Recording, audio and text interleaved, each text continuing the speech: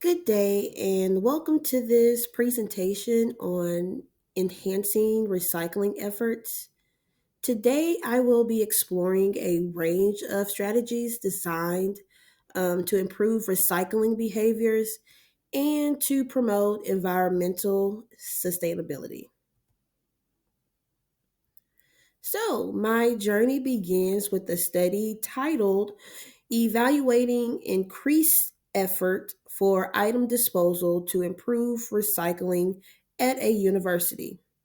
This journal was published by the Journal of Applied Behavior Analysis. This research examined whether increasing the effort to dispose of trash could influence recycling behaviors positively. By removing personal trash cans and not only having central ones by recycling bins with clear signage, the study focused an increase in correct recycling behaviors and a notable pattern in trash disposal.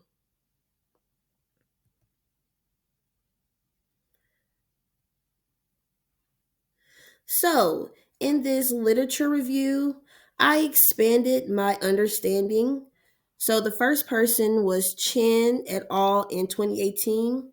This emphasized the importance of convenience in recycling efforts.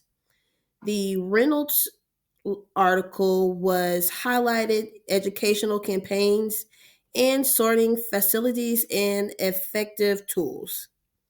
The last article, Zhang, it explored innovative technologies and community programs that drive successful recycling initiatives. So, for a continuation, there is a consensus. So, they are convene, accessibility, education, and community involvement, which are crucial for encouraging recycling behaviors. So, technological innovations are also paving new ways to enhance these efforts. Next. The aim of my project is to replicate and adapt the original study to a different setting and explore additional factors that influence recycling habits. So, I wanted to validate previous findings and their applicability to provide insights that can improve recycling practices and environmental sustainability. Next is behavior. So I am focusing on the target behavior of recycling, which is the correct sorting and disposal of materials. In the Fritz article, the study made trash disposal more effortful to promote this behavior. Here, recycling behavior is defined as actions like placing a plastic bottle in the correct bin, and I aim to see an increase in such correct behaviors. So my continuation is the to measure the effectiveness of the intervention, I will consider what doesn't count as recycling behavior, such as throwing recyclables in the trash or contaminating recycling bins with improper items. This will be quantified by assessing the contamination rate in recycling bins. For my design portion, I have adopted the ABAB reversal design to compare behaviors with and without interventions, which allows me to observe the immediate effects and their sustainability.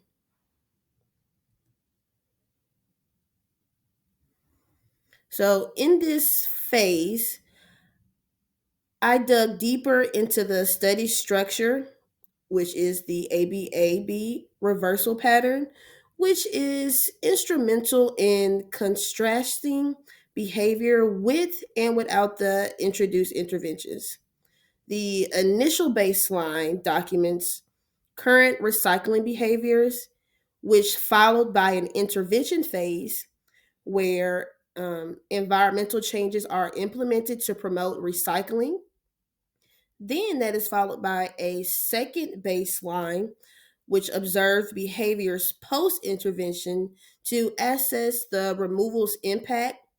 Then the second intervention phase reintroduces the changes, providing insight into the sustainability of behavior changes. So providing this insight into the providing the insight into the sustainability of behavior changes, data analysis combines event recording and trend analysis to monitor recycling behavior, which shifts across different phases. So that offers me a robust methodological approach for this research. So for the participants, I am a 26-year-old female educator who lives in the suburbs. I am the sole participant for this project. I am bringing my educational background into structured recycling efforts within my workspace, representing an individual deeply involved in refining recycling habits.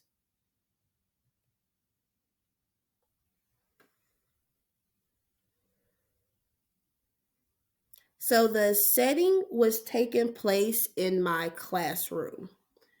So I had the trash can and my recycling bins only in locations in the room where I was able to assess them. There were no students that were able to access these trash cans and recycling tools. I also used a hallway that had signs that said do not use this trash can where I placed my trash when I removed those items from the room.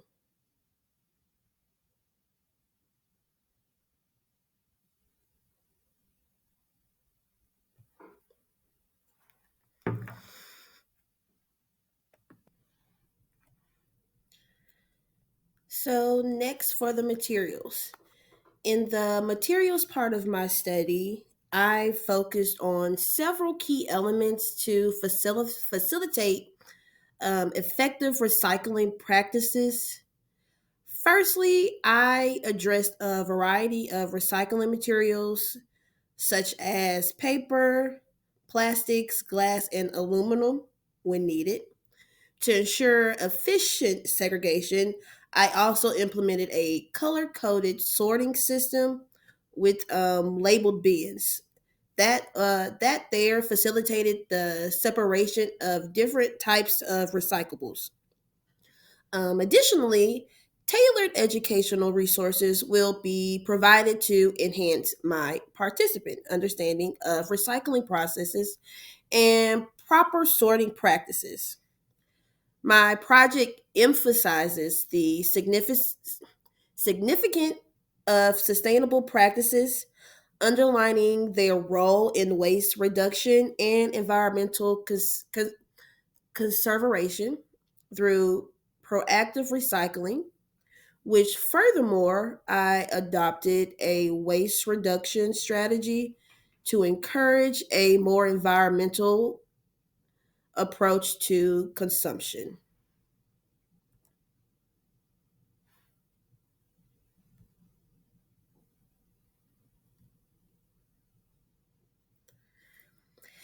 In aligning my data collection with the evolving trend in recycling behavior, I informed the strategy's transitions through the study phases. So, my methodology involves using event recording to document every successful recycling activity and each instance of my contamination.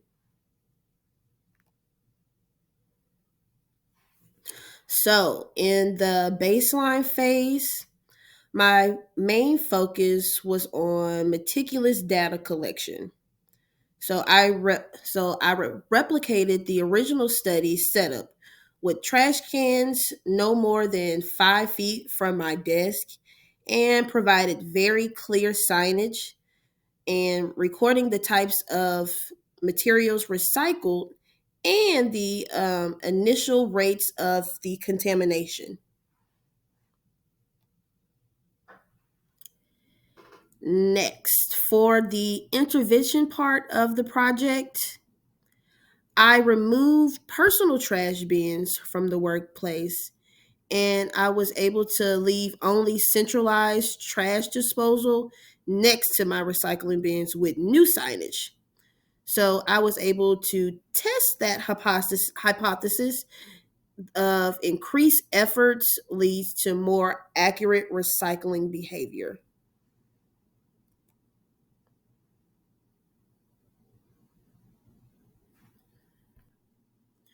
Now for the IOA. For the IOA, I conducted a thorough assessment of my recycling behaviors to ensure consistency and accuracy in my data collection. So, this involves reviewing recorded instances of correct recycling actions and the contamination occurrences to validate the reliability of the data collection. So, by comparing my observation with those of an independent observer, I was able to verify the reliability of my recorded data and ensure the integrity of my study's findings.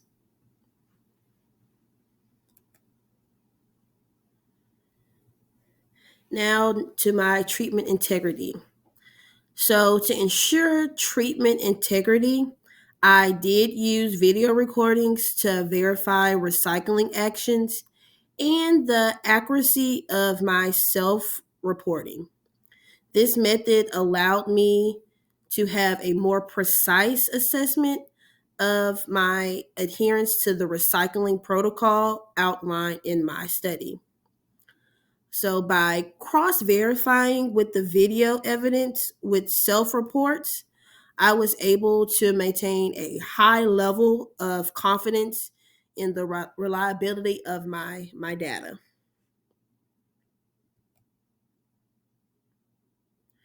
So now for my results, my overall results. As I progressed from the initial phase of my study into the intervention stages, the impact of measures on participant behavior became evident.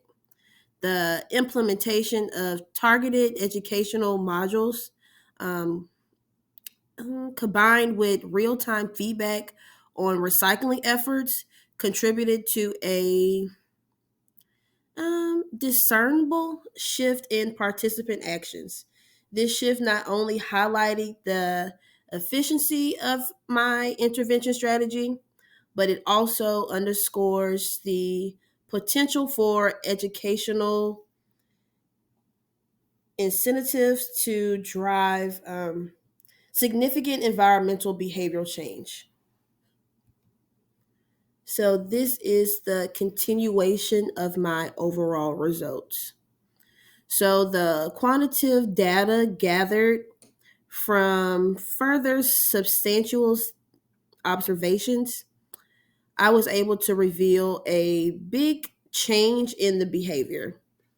So, the baseline mean recycling rate, which initially stood at 42.33%, that experienced a very big increase to 70% during the first intervention phase. So, this upward trend was continued with the recycling rate further climbing to 79.67% in the second intervention. So, these figures not only reflect the success of the intervention, but also the adaptability and the willingness of my participant to embrace sustainable practices. So, my limitations. The limitations of the study were very, very crucial for understanding its scope and applicability. The sample size is a significant factor. My apologies.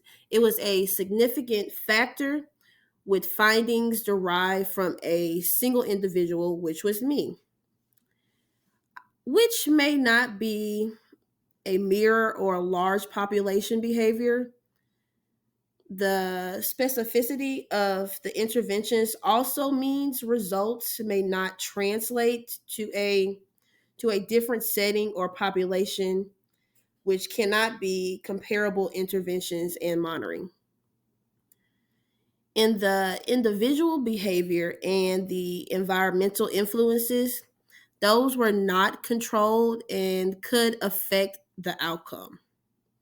So the solo nature of the study also introduces a it introduces a potential self-reporting and observation bias, which could possibly skew data collection, in my opinion. So, additionally, the study's short duration may not capture long term behavioral changes and the unique personal and educational background of the participant. So, that may limit the broader applicability of the results to other demographic profiles.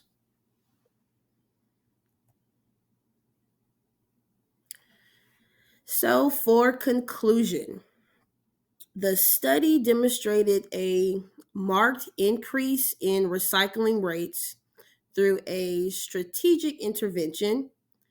The baseline recycling levels, initially at 42.33%, rose to 70% during the first intervention and 79.67% in the second, which was suggesting that the placement of the bins and the removal of prompts in the trash can significantly influenced the recycling behavior. The intervention showed a potential lasting effect.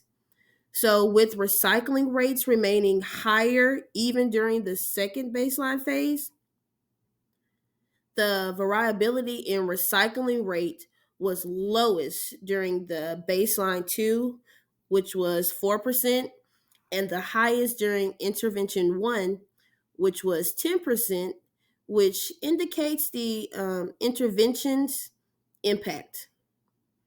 So, this study underscores the effectiveness of environmental adjustments and prompts in fostering sustainable recycling habits.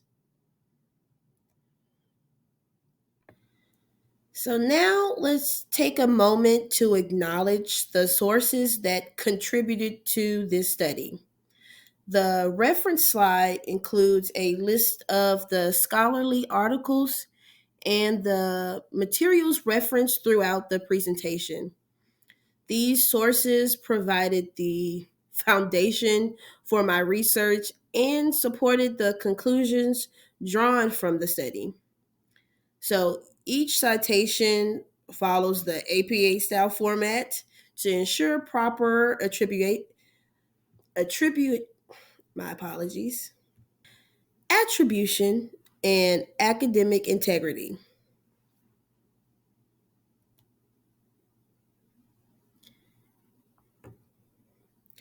As I conclude this presentation, I would like to thank you for your attention and your engagement. I also hope that the insights from this study that I replicated will be able to inspire further research and actions in recycling behaviors and the sustainability practices. So, together we can strive towards a more environmental consistent future. By implementing the findings and recommendations outlined here, we can collectively contribute to a much healthier planet for generations to come. Let's continue working together to make a positive impact on our environment and create a sustainable world for all. Thank you.